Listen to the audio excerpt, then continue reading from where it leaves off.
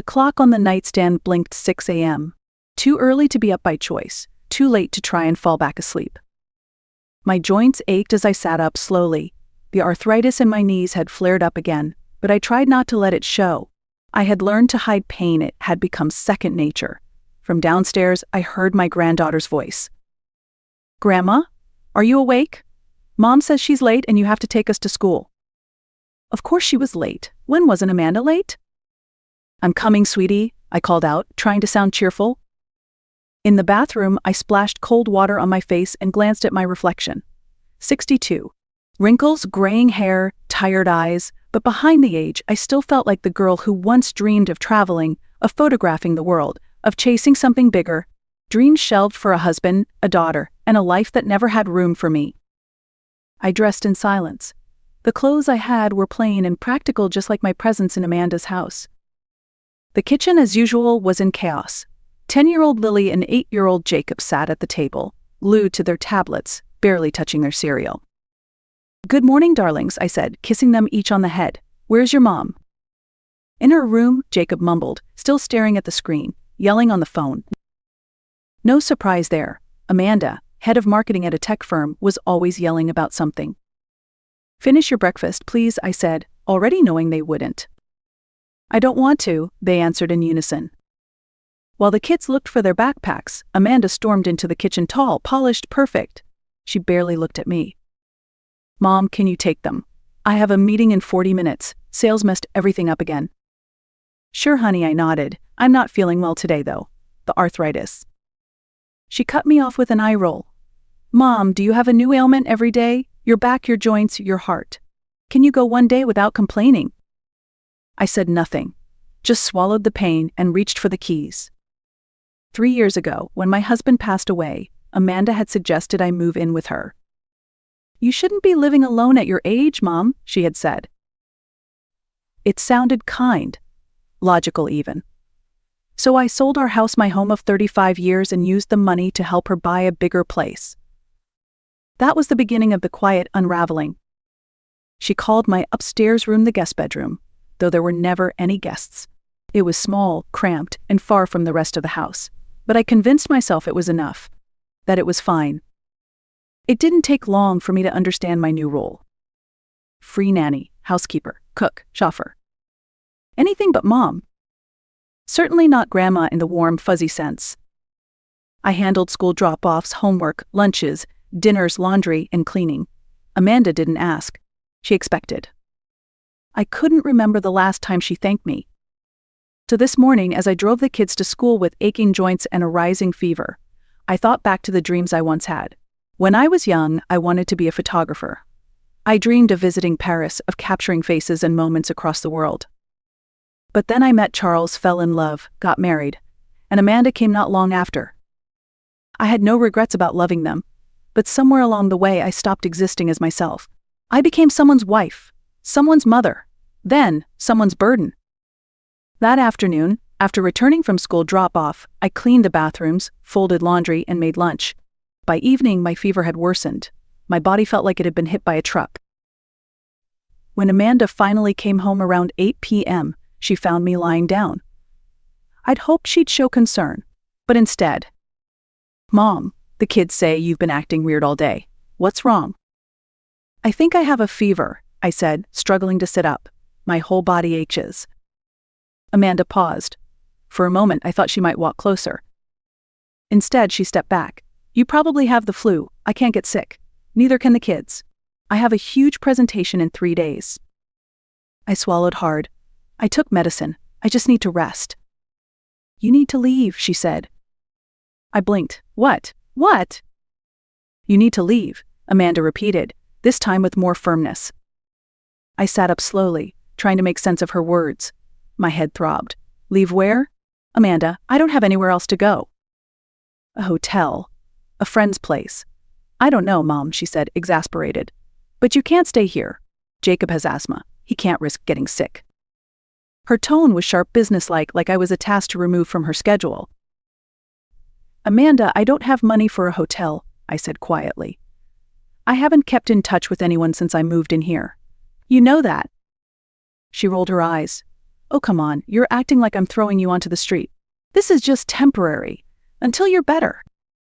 But it wasn't temporary, not really. Something in her voice told me this wasn't about a flossing.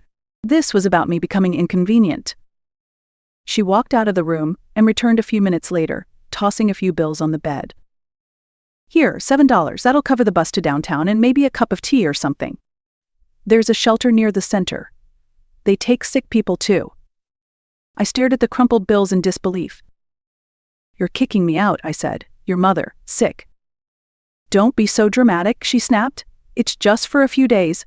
I can't afford for everyone to get sick right now. My job is on the line." "But I raised you. I cared for you when you were sick. I gave you everything I had," I whispered. Amanda's face hardened. "I don't need a sick mother right now," she shouted. "You're already a burden. Now you're a risk." Her words hit harder than any fever. I felt something deep inside me shatter, the last thread that held us together. "I'll pack," I said quietly. "Only take your own things," she added sharply. "Nothing we bought for you." I pulled an old suitcase from under the bed. Inside, I placed a few clothes, a worn photo of Charles, a small jewelry box, and 2 books. That was it. That was all I had left of a life once filled with meaning. As I zipped the bag shut, Amanda stood in the doorway tapping her foot. "Hurry up. It's past the kids' bedtime, and you're spreading germs." I turned away so she wouldn't see my tears. So I stepped out into the night with my coat barely holding off the chill. Amanda handed me the car keys without a word. "You can take it downtown. Leave it at the supermarket lot. I'll pick it up tomorrow," she said, then closed the door behind me without a goodbye. I stood on the porch, stunned. The house I had lived in for 3 years, where I had poured in money, time, and care, was no longer mine. It never had been. Driving through the quiet streets of Milltown, I pulled into the lot as instructed, then sat in the car for a long moment, gripping the steering wheel. My body throbbed, my head burned, and my heart felt hollow. I left the keys in the glove box, slung the suitcase over my shoulder, and began walking. Neon signs flickered along Main Street. Stores were closed. Cafes dimly lit. No one seemed to notice the 62-year-old woman dragging a suitcase through the night. I passed a bus stop and collapsed onto the bench, $7 in my pocket. No home. No plan. No strength. Then I saw it, a small cafe still open. The sign above read, "Cora's Coffee." The light spilling from inside looked warm, inviting. I hesitated, then pushed the door open. The bell jingled softly as I stepped inside. The air smelled of cinnamon and fresh bread. The space was cozy wooden booths, soft jazz playing in the background, and only a few customers lingering. "Good evening," said the woman behind the counter. She looked to be about my age, maybe younger. Her name tag read Cora. "Just a cup of hot tea, please," I said, placing my suitcase beside the counter. "The hottest you've got." Cora smiled gently. "Rough night." I nodded, but she didn't press. She poured me a steaming mug and set it in front of me. I reached into my pocket. "How much?" $2.50, she said. That left me with $4.50. I glanced at the counter near the register, where a stack of lottery tickets sat beneath a small sign, feeling lucky. "I'll take one of those too," I said. "First time?" she asked. "Yeah?" "Then maybe luck's on your side." I tucked the ticket into my coat pocket. I didn't have the energy to scratch it yet. A hope could wait till morning. For tonight, warmth and kindness were enough. The next morning, I woke to the smell of fresh pastries drifting upstairs. The small bedroom above Cora's Cafe was simple, a narrow bed, a dresser and soft morning light filtering through the window. But to me, it felt like a palace. A place where no one barked orders. A space of my own, even if just borrowed. I sat up slowly. The fever had broken. My head still ached, but the worst had passed. On the nightstand lay the untouched lottery ticket from the night before. I almost tossed it aside. It felt silly, something desperate people clung to when reality failed them. But I had nothing to lose. I reached for a coin, rubbed away the silver layer. 800. 800. 800. 3 matching numbers. I blinked. That meant something. I didn't know exactly what. Pulling on a sweater, I headed downstairs. Cora was already serving breakfast to a few customers. "Morning, Nancy," she said brightly. "Feeling better?" "Much. Thanks to you," I replied, then pulled the ticket from my pocket. "Can you help me check this?" I think I might have won something." She took the ticket, glanced at it, and raised an eyebrow. Then she smiled, slow and wide. "You didn't just win something," she said. "You won the jackpot. This ticket is worth $800,000. I stared at her. My knees went weak. "Sit," she said quickly, pulling a chair for me. "Breathe. I'll get you water." 800,000? It felt like a mistake, a glitch in the universe. Yesterday, I had been sleeping on a bench with $7 to my name. Today, I was suddenly wealthy.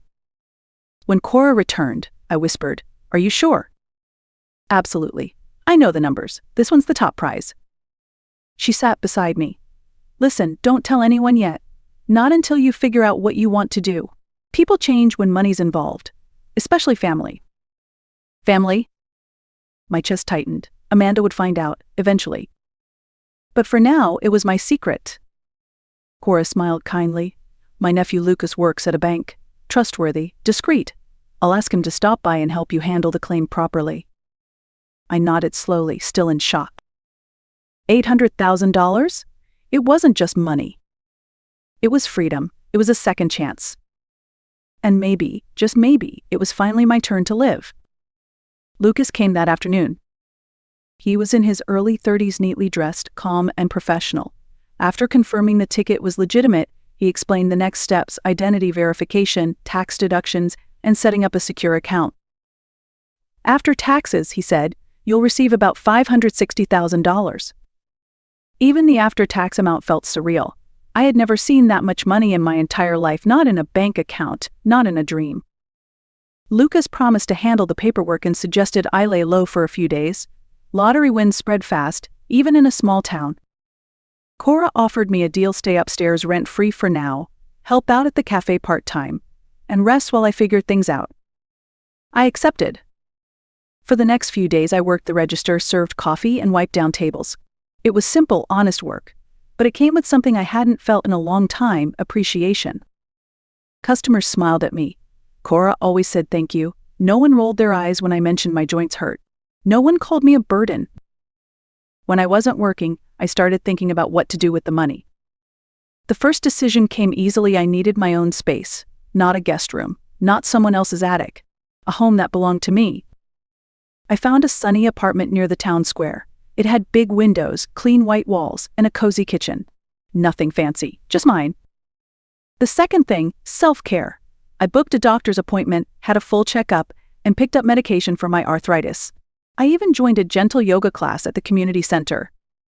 Next, I walked into a salon for the first time in over a decade. The stylist looked at my gray hair and smiled. "Let's not cover it. Let's shape it. Make it a crown, not a compromise." She gave me a short, stylish cut that brought out my cheekbones and softened the tiredness in my face. When I looked in the mirror, I barely recognized myself. Not because I looked young, but because I finally looked like me. Later that day, Cora grinned when she saw me. "You look like a woman with a plan," she said. "I am," I told her, and I meant it. For the first time in years, I wasn't surviving. I was beginning. 3 days after the local paper printed the lottery story with my name and photo right on the front page, my phone rang. The screen showed Amanda's name. I hesitated, heart pounding, then answered. "Hi, Mom," she said, her voice soft and sugar-coated. "Is it true? Did you really win $800,000? No hello, no how are you, straight to the number." "Yes," I said plainly. She paused, then launched into a tone I hadn't heard in years. Warm, affectionate, carefully performed. "I'm so happy for you, Mom. We were so worried after you left. The kids miss you terribly." "You mean after you kicked me out?" I replied, keeping my voice steady. "Let's call it what it was." Another pause. Then a sigh. "You're right. I was under a lot of pressure. Work has been insane. It was a horrible night, and I shouldn't have said what I did. I've been so ashamed." I would have believed that once. I would have welcomed her back with open arms for even the tiniest bit of regret. But now I saw the cracks, the timing, the motivation. "I appreciate the apology," I said. "But it's been almost 2 weeks, Amanda. You didn't call. You didn't check if I had food, a place to sleep. Not until the money made headlines." Her voice caught. I didn't know how to fix things, Mom. But I want to now. Let's meet. The kids would love to see you. The thought of Lily and Jacob made my chest ache. All right, I agreed. Let's meet, but not at your house. We arranged to meet the next day at Cora's Cafe.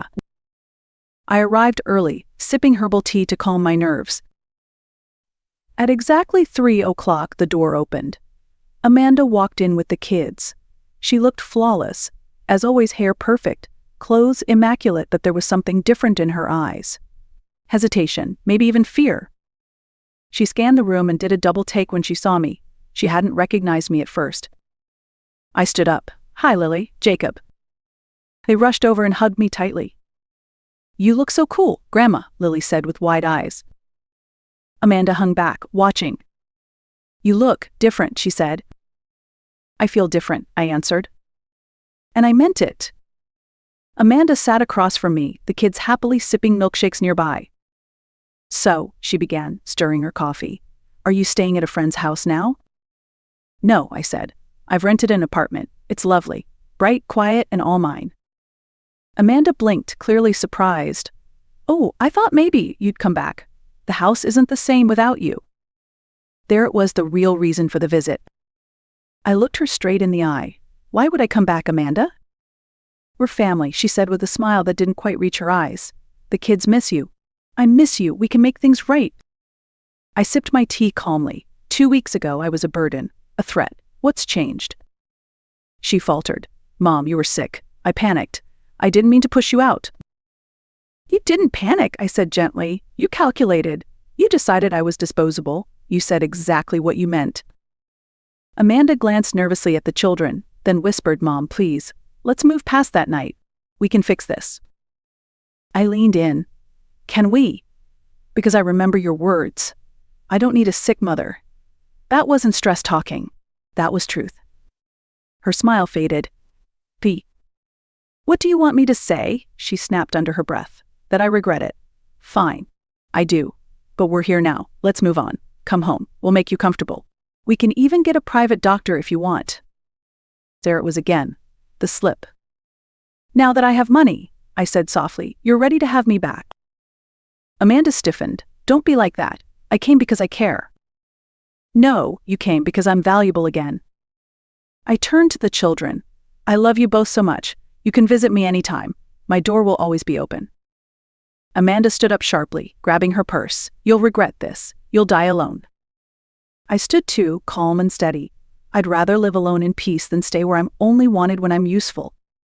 She stormed out, dragging the kids behind her. I sat back down, my hands trembling but my heart steady. That evening, I walked home by the lake, the sun setting behind the trees. I pulled out my phone and called Walter. Dinner tonight? He asked. Yes, I said with a smile.